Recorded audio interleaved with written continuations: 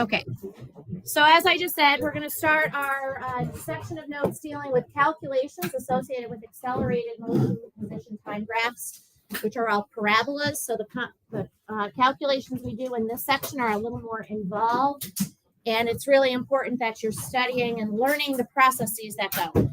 Let me just talk very briefly about yesterday's tests. They were graded, scores input last night into Aspen, probably around 9:30, 10 o'clock last night. I'm not surprised that many of you took a dip with this last test. Now that we're starting physics, you're showing that you're not studying the way you need to. I'm not saying you're not studying, but you're not studying the way that you need to. Let me explain. Physics is like, it's a skill. It's really not content. There's a little bit of vocabulary being thrown in, which some of you are not mastering the vocabulary, but it's a skill. And the way you learn skills is through practice. No, I'll take your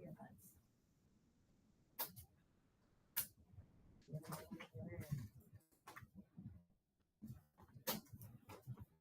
The way we learn skills is through practice. That's the only way you learn a skill. It's showing me that many of you, this test grade, are showing me that many of you are studying by going home, looking at your notes, reading them again, just looking at the problems in the packets, just looking at them. But you're not trying them again on your own. You're going to watch me do things in class, either live or on video. And I'm going to be able to do them very quick. Why can I do them really quick? Number one, I've been teaching this for 27 years, but I took my first physics course in 1988. So I've been doing physics problems for 30 plus years. I better be able to do them quick. I've got 30 plus years of practice behind me to help me do it. It's like this. You're watching NFL football on TV. You're watching them make all these plays. You're just watching. You then have to go play in a game, and you've never picked up a football in your life. And you're expecting yourself to make the plays the same way those players on television just did. You think that's going to happen? Why not? Because you haven't practiced. And practice takes time. It's just the way it is. Same thing with musical instruments. You don't get better at building skill without practicing. So how do you practice physics to get ready for a test? Yeah, the vocab, you can make flashcards, quiz yourself on the words, those kind of things. But to practice and get ready for a physics test, you have to go back through the problems that you've been assigned or that we've done together, cover them up. Just look at the question and try it again on your own. That's what you do. You cover it up, you try it again on your own, and you make sure you can do it, and you can do it fairly quickly. Do you need to be able to do it as quick as me? No. I'm not expecting you to have 30 years of experience in a couple of weeks. That's unrealistic. Once you get to be a physics teacher and you're teaching it 30 years, yeah, then I want you to be able to do it as fast as me. But at this point, you have to be able to do things within a certain time period. And if you're not, it means you haven't practiced enough. You don't get extra time on a Regents exam. And all of these questions are similar to Regents questions that have been given. And the time you get is similar to what you get then in June. And if I slow the pace of the course down, guess what happens? We don't finish the course before your final exam. And I don't want that to happen. That has never happened to any of my students before. Some of you, the light bulbs are going off right away. Others, it's going to take some time until you have matured enough to figure out what's going on and how to practice to get better at it. It's not a downfall. We all learn at our own pace. Unfortunately, the pace of the course is the pace of the course, which means that if you're having a hard time getting there, then you have a couple of options. Number one, you can ask me for help. If I'm here, you ask me for help. Even if I'm not here, I can help you. You shoot me an email, we get on a Google Meet, and I meet with you virtually. I had a few students who did that last week when I was out. They emailed me and I met with them after school virtually on a Google Meet. I was in my kitchen. They were in their bedroom. It all worked out. And they did very well on yesterday's test because they got the help that they needed. They were not afraid to ask for it. That's option one.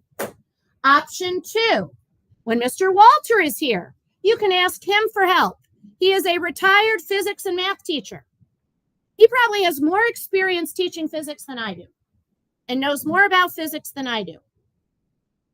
You're very fortunate he is here and you don't have a phys ed teacher. When I went on maternity leave for my daughter, they interviewed phys ed teachers for my physics job.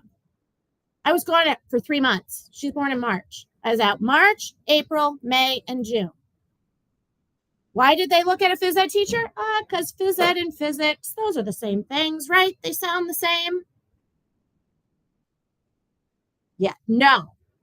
Okay, didn't happen. So, and I didn't have videos then. So we were really scrambling for help. You are lucky you've got Mr. Walter.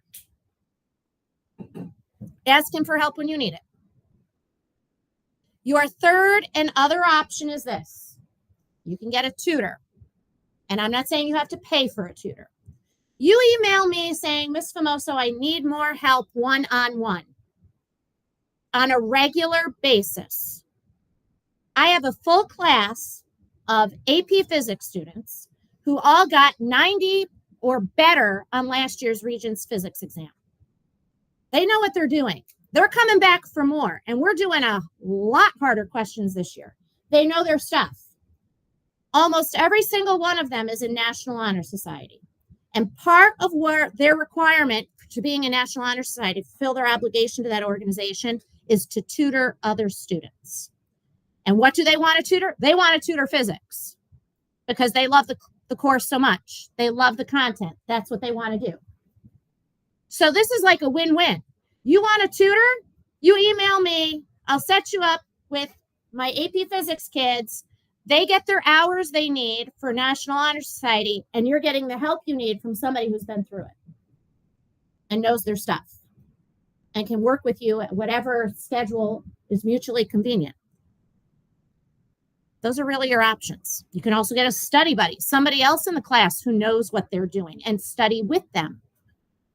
Ask them questions. But that's what you have to do. When you get to this type of a course, and this is what you do in college too, you do the same thing. You go to your professor's office hours, you find a friend who knows what they're doing, ask them for help, sign up for a tutor through the college. That's it. All right. So you will get an opportunity to approve your grade. Once the test gets passed back, those of you who missed multiple choice questions can correct them and get half your credit back if your corrections are complete and accurate. But that's it. Otherwise, you got to go back and learn it so that way when the next time you see it, which will be on November 7th, which is the last day of the marking period, we take a cumulative first quarter test. It's going to show up again. Everything we do builds. We're like building the foundation of a house right now. The next unit goes up to the first floor and so on and so forth. It's basically, I want you to think of this as a 16-story building that we're building right now. Unit 1 was the real foundation. Unit 2 is the second floor and so on and so forth. Okay. So if you have cracks in any lower levels, what happens as you go up? The building's going to collapse. And I don't want that to happen to you, but you have to take it upon yourself to improve what you're doing. And it just takes some practice. All right. Some of you need more practice than others. And that's just the way life goes. It's always that way. All right. Any questions? Okay. Then let's get into Unit 3C. Unit 3C, as I said, we are continuing graphs of accelerated motion. And we're going to deal with these graphs of position time and learn how to do calculations with these graphs. I am going to turn off both sets of lights because there's a lot of graphs and images in this presentation. So when we are done, you're going to know how to do 3 types of calculations with accelerated motion position time graphs. You need to be able to calculate an object's displacement from a position time graph. Heck, that was on yesterday's test. You had to do that on yesterday's test. That's not anything new. That's review. Secondly, I expect that you can calculate an object's average velocity from that position time graph and then calculate an instantaneous velocity from a position time graph. So just to go back and make sure we understand what we should have learned previously is that on a position time graph, you're going to see position on the y-axis. That's your dependent variable. And time is on your x-axis. That's your independent variable. This is what we learned how to do last unit. Find the displacement from that position time graph. Displacement is defined as the change in your position. And since position is on the y-axis, you're looking for the change in the y coordinates. How much did those y coordinates change by? Often what we do is we say, how much did the graph go up, its rise? How much did it go down, its fall? That is the displacement. If it rose, it's a positive displacement. If it fell, it's a negative displacement. We also learned that you can find the velocity of by looking at the slope of your position time graph.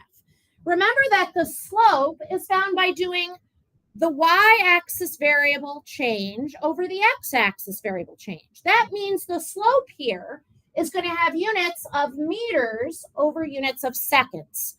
And meters per second is a velocity unit.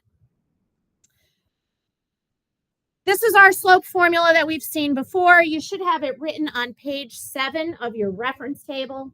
And what we learned in our last unit, since everything was a line, this was really easy.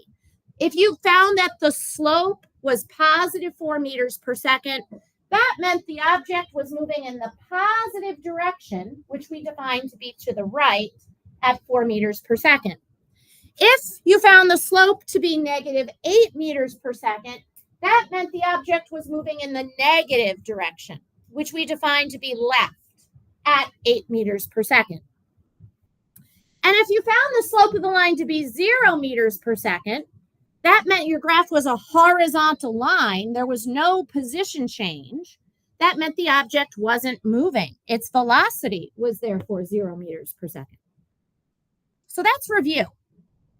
Let's now talk about some other things that we recognized when we had these diagonal lines, because everything we had was a line, either horizontal, meaning it wasn't moving, or a diagonal line, meaning it was moving with a constant velocity at a constant speed in a straight line in one direction. So if your position time graph is that diagonal line, it meant that the velocity was constant. Because how do we find velocity on a position time graph?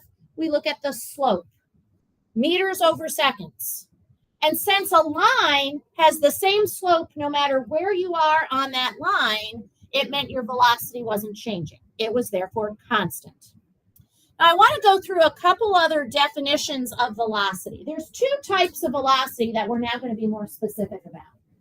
One is called an average velocity. One is called an instantaneous velocity. And these were alluded to back in the presentation for Unit 3A, when we talked about what acceleration is. Let's say that you take 2 tests and you get a 50 on both exams. Your test grade is constant. You're not improving, you're not getting worse. You've got a 50 on every test. What is your test average? 50. Notice that the average is the same as those individual values when things don't change. When we were doing constant velocity motion, the velocity never changed. Therefore, the velocity at every time was the same as the average velocity. So the average velocity would be the same as the object's velocity at every single time point. It's what we call an instantaneous velocity. An instantaneous velocity is the velocity at one moment in time. What we're now going to be dealing with are objects that are not traveling at a constant velocity. They could be speeding up or slowing down. So let me use an example with a test grade. Let's say you got a 50 on your first test, and then you got 100 on your second test. What would your average be now? 75. Very good. The average isn't either test grade. It's somewhere in the middle, provided all the tests are weighted equally. We're going to be seeing things like that now, where you're going to be seeing different velocity values, and I want you to come up with the average. And the graphs, as you know, when we speed up and slow down, are parabolas when they're a position time graph. That's how you recognize right away you have an accelerated type of motion when you see a parabola on a position time graph. So let's look at what happens when you have a parabola. You can't find the slope of a curve. You can't. Finding slopes is for lines only.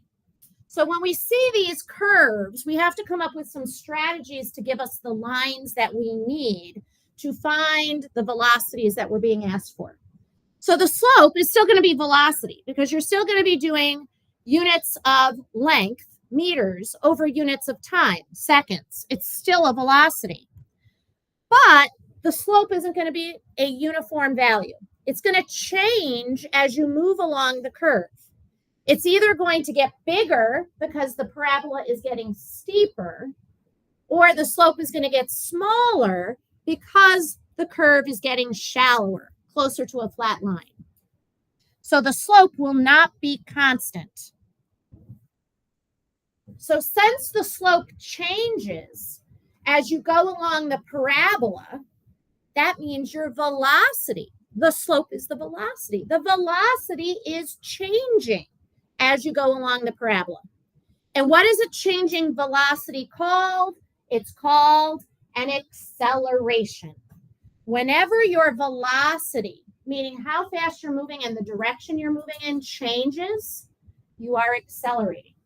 So we will be seeing acceleration now with these parabolas and asking you to find different kinds of velocity.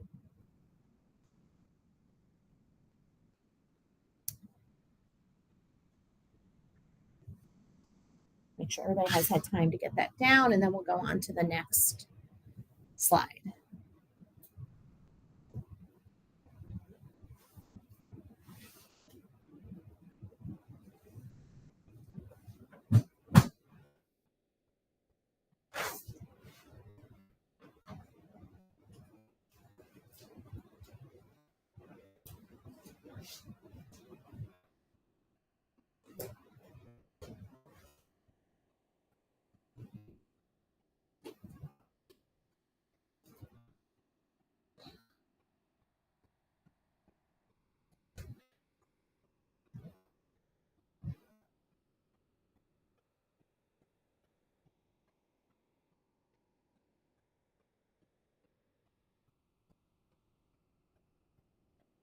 Okay, can I go on?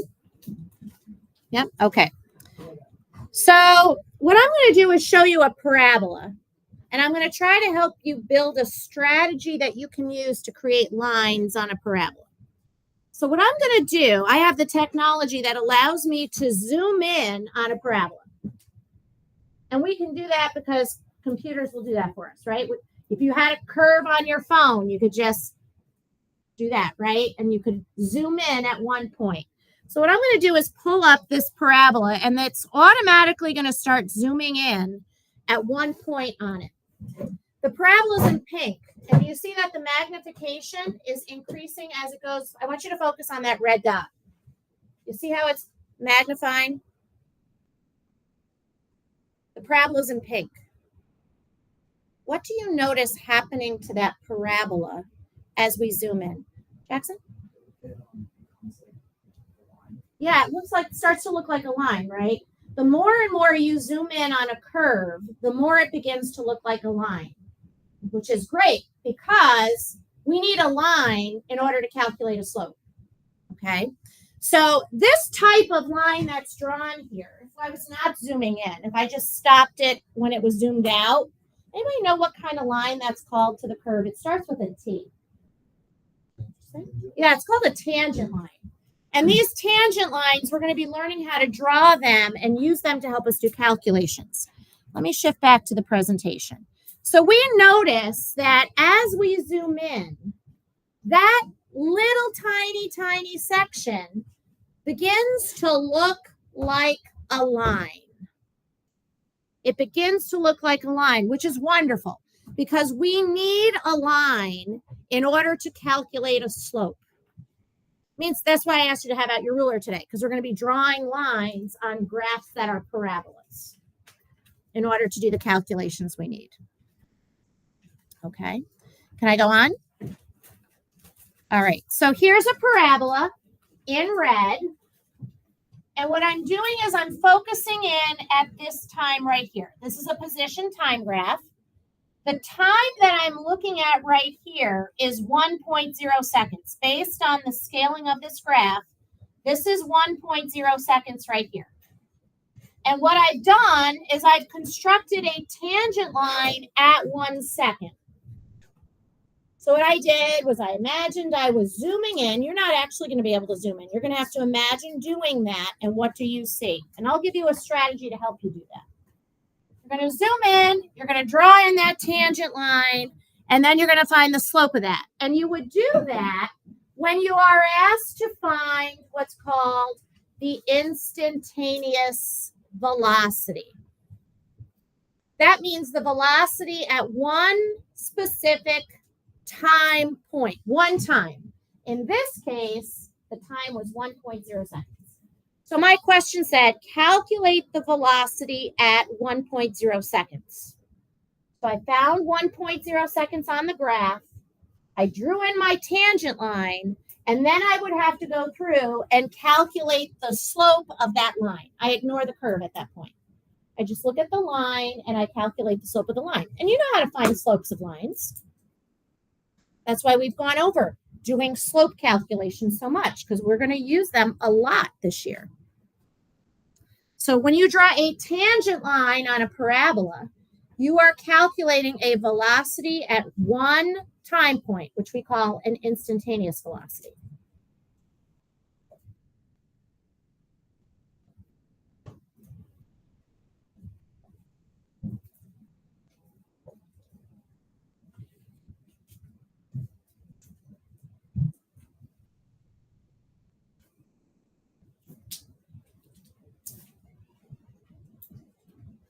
All right, can I go on to the next slide?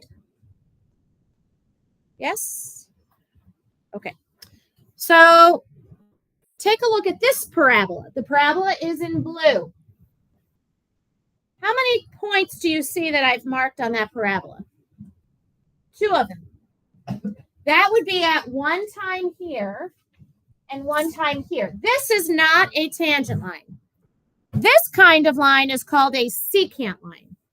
A secant line is a line which connects 2 points on a graph. So I've constructed a secant line in this instance because I was not asked to find a velocity at one time. I was asked to find what's called an average velocity between 2 times. I gave you 2 times. I found those times on the graph. I drew the secant line, and now I find the slope of that secant line, and I will have what's called the average velocity.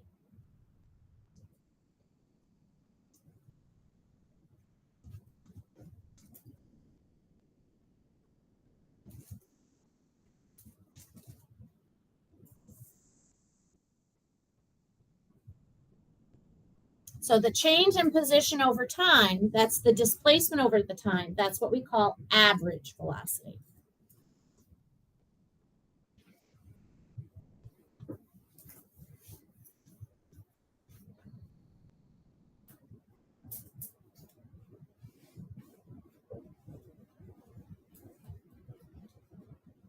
I think that's it. I might have one more slide, but I don't know what it is. Can't remember off the top of my head. Is everybody all set with this slide? All right, let's see. Yep, that's it. So what we're going to do now, ladies and gentlemen, is we are going to jump to our packets. Could you please open up your Unit 3 packet to page 14? I should not do this yet. Open up your packet to page 14. And we're going to practice some things that we've just learned, and we're also going to review some things that we should have learned previously about these graphs. And you also have out your reference table. Let's actually start there with the reference table. So this is page 14 in your Unit 3 packet. You can see it's labeled 14. But on our reference table, let's look at page 6. I want to make sure you've got everything checked off that you should. All right, so we've already checked off this equation. This is one that you learned last week in section A, right? Did you check it off with a video presentation? Fantastic. On the right-hand side, you should have checked off the little a for acceleration. I added an arrow this year because we're adding that arrow to indicate it's a vector. It is measured in meter per second squared, or meter per second per second. The next thing I want you to do is come on down and let's check off this one here. This is the symbol that we use for an average. We put a bar over something when it's an average. So we read this as V bar. That's how that's read, V bar. If I use it for average velocity, again, it will be the vector. I'll put a little arrow over the V bar.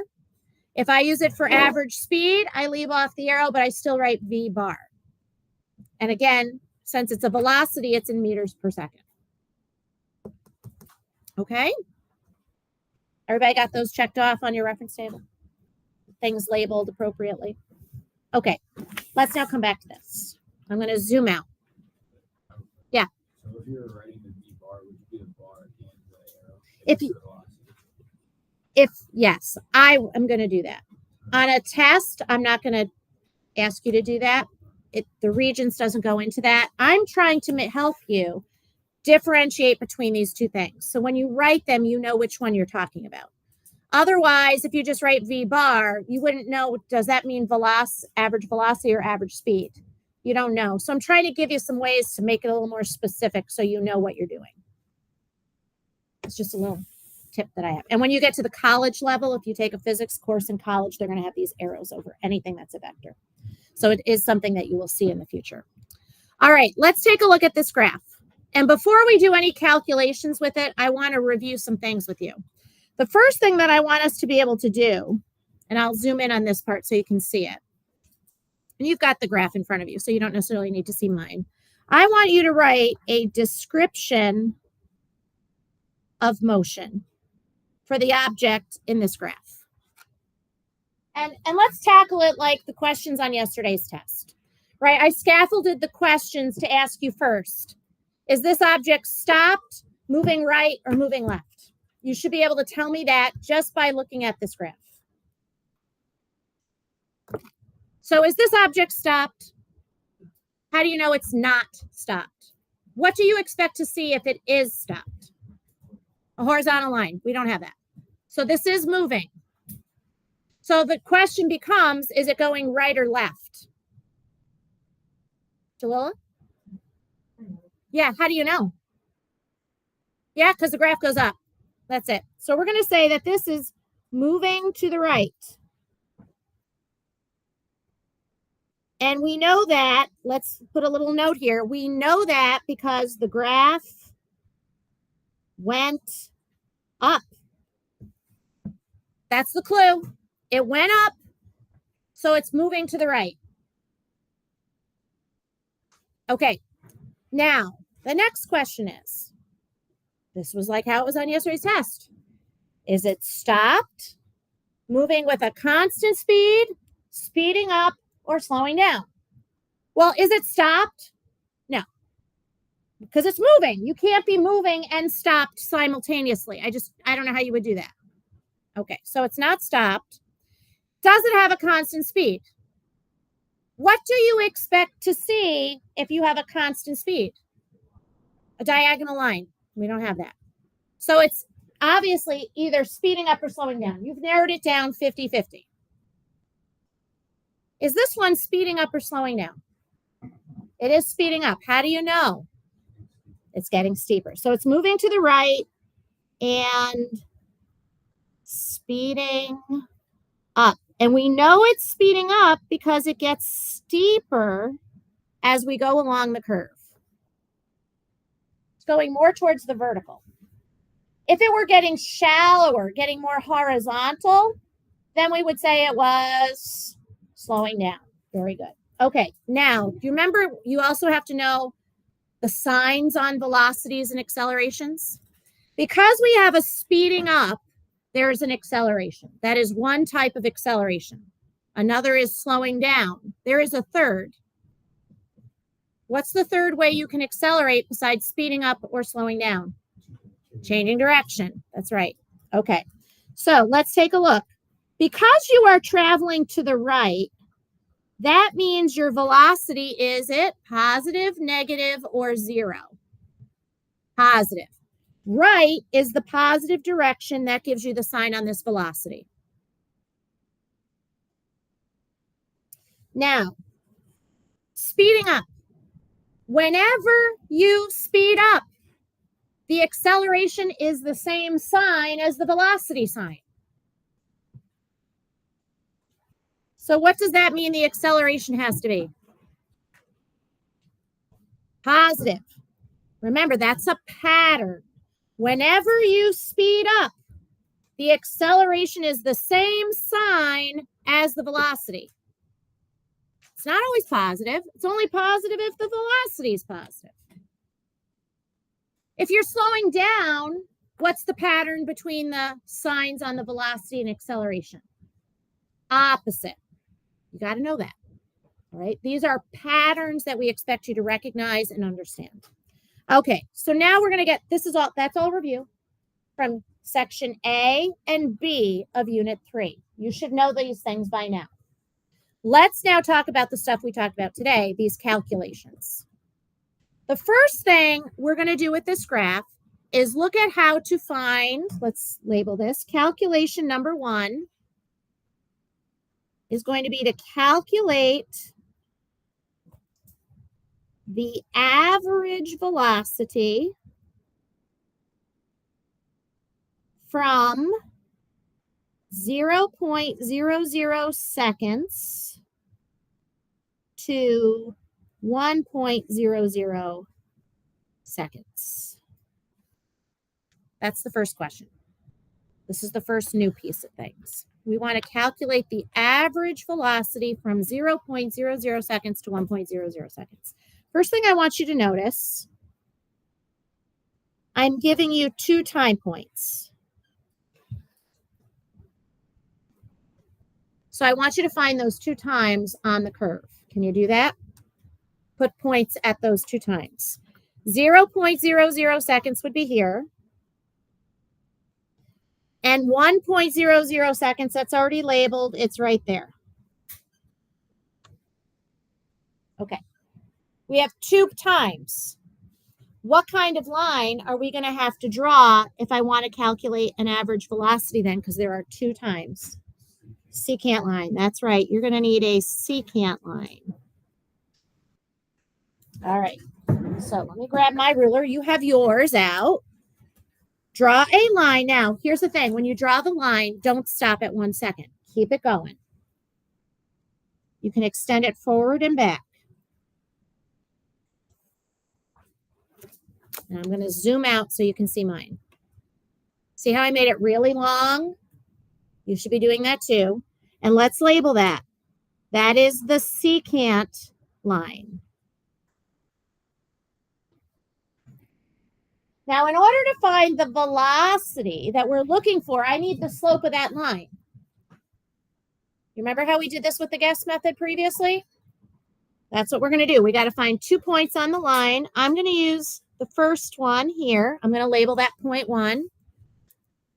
And I'm going to use this one here as my second point. I'm going to label that 2. If I'm using those because this point falls right on where those 2 grid lines cross. That's not always going to happen. And if that doesn't happen, I'm going to encourage you to look over the entire length of the line to find a point where the grid lines intersect. That way it's easier to read the coordinates. You're not trying to guess how far you are between them. Does that make sense, everybody? Try to make your life easy in that way.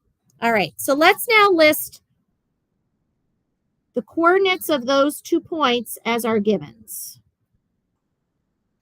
Point 1 is at 0.00 seconds. Do you notice I didn't drop any of the decimal places? If you do that, you're changing the precision and therefore the sig figs in the question, and it's going to get marked wrong. Your final answer is going to end up being wrong. Now I'm going to look for the y coordinate, which I see is 0.00. Look at the units on the y-axis here. They're not meters. What are they? Centimeters. We're going to do this in centimeters. My second point, I come down for my x coordinate. It's right on 1.00 seconds.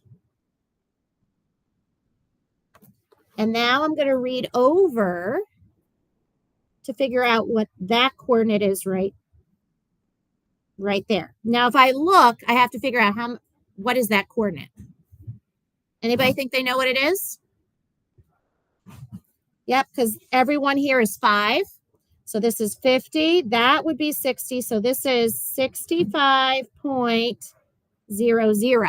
See how it goes out to the hundredths place, all the other numbers I gave you? So we're going to keep it to the hundredths place. So this is 65.00 cm. What is unknown? Let me show you how we're going to write it. Average velocity. We said that's V bar with the arrow over the top. Putting the bar over the V tells me it's an average. Of the velocities, the arrow tells me it needs to be a vector. Now we're going to write our slope equation for V bar with the arrow. Y2 minus Y1 over X2 minus X1. Now I'll do my substitution with units. Y2 was 65.00 cm. Y1 was 0.00 cm. X2 was 1.00 s. X1 is 0.00 s. Now I taught you to do the intermediate subtraction so you keep precision. My numerator becomes positive 65.00 cm. My denominator is 1.00 s. I don't think we need a calculator for this. I hope not, dividing by 1. But we got to look at our sig figs. The numerator has 4 sig figs. The denominator has 3. So how many sig figs do I need on my answer? 3, because of the denominator. So it will be positive 65.0 centimeters per second. And that is the average velocity between 0 and 1 second.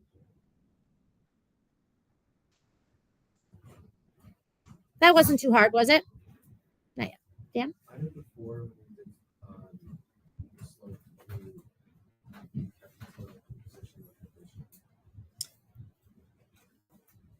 it wasn't today, was it? I think it was yesterday. Yeah, no, we should have been looking at the precision of the numbers here. And that then determines how many sig figs you're going to get at the end. So it must have matched. All right, let's look at the next question, which would read, let's just get the question written down, please. Calculate the velocity at 0.75 seconds. How many times am I giving you? Just one. Can you find that on the graph? Find where 0.75 would be. And we'll pick up there tomorrow, okay? Your only homework is to study this material tonight.